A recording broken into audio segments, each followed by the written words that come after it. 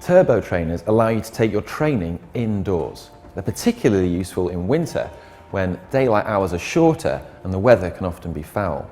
And despite being seen by many as modern-day torture devices, they're great for getting in short but high-quality structured training sessions in around your other life commitments. Turbo trainers can vary in price considerably, and the large number of different features means it can be quite confusing. So in this video, we're going to talk about the main things you need to look for and how you can pick a turbo that best suits your needs. So there are several different kinds of turbo trainer. The first is magnetic trainers like this one, which are called magnetic because that's how the resistance is generated. And being entry level, they normally cost around £100 to £200. They often feature a control with several different resistance settings on so that you can structure your workout. They normally have between 5 and 10 resistance settings. But being an entry-level trainer, when you're riding it, it doesn't feel very realistic, and also it can be quite loud too. The way this kind of trainer works is by attaching your rear wheel into the trainer, and your tyre actually rubs against the wheel at the back, which creates resistance for you to pedal against. The next kind of trainer is a fluid trainer. And fluid trainers like this jet black one tend to be a more expensive version of the magnetic trainer. And they're called fluid trainers because, as you guessed it, the resistance is fluid rather than magnetic. Now this means that it tends to be slightly quieter than magnetic trainers and also have a slightly more realistic feel when you're riding them too. The downside is that they're slightly more expensive, usually costing between £200 to £300.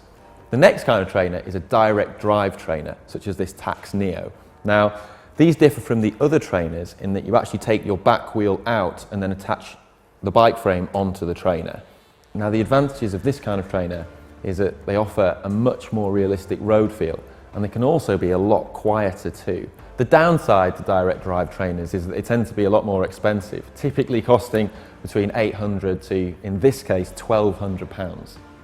Now, the other type of trainer that you should be aware of is rollers, which you will often see track riders warming up on. Now, they actually require balance for you to stay upright, forcing you to concentrate, which is something that can actually make time pass quicker while you're riding them.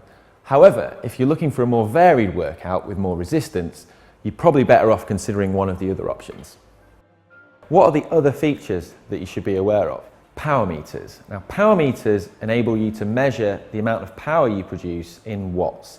Now, this is really useful if you want to quantify your workout and see exactly how much effort you're putting in. Now, more expensive trainers, such as the Tacx Neo and Wahoo KICKR, have an inbuilt power meter, whereas slightly less expensive trainers, such as the Wahoo KICKR Snap, use algorithms to estimate the amount of power you're producing rather than actually measure it. The least expensive turbo trainers, such as these ones, have no power measurement or estimation of power at all. The next thing you need to be aware of is smart trainers. Now, smart trainers can be magnetic, fluid, or direct drive. And what they enable you to do is use virtual reality apps such as Zwift. Smart trainers also tend to include software which enables you to ride virtual reality courses of your favourite climbs or roads. The most sophisticated ones are also capable of adjusting the resistance depending on whether you're climbing or descending. So how do you decide which is the best turbo for you? Well, the first thing you need to consider is your budget, and then you need to think about the type of workouts that you're likely to do. So many people like to take their turbo to the start of a race in order to warm up, but a lot of smart trainers actually require a plug socket in order to work. If you're taking your training more seriously, you may want to consider one with a power meter so that you can more accurately structure your workouts. If your lifestyle dictates that most of your training is turbo-based, or you just struggle with motivation, then a smart trainer is a great way to make things more interesting. If you're a beginner and you're not sure how much you're going to be using it, then an entry-level unit is absolutely fine and will more than do the job. Now, you should also consider space, because some units fold up and take up much less room than others.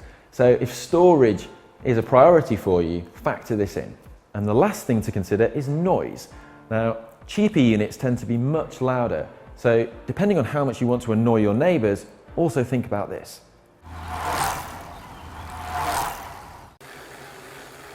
Now, stop yet.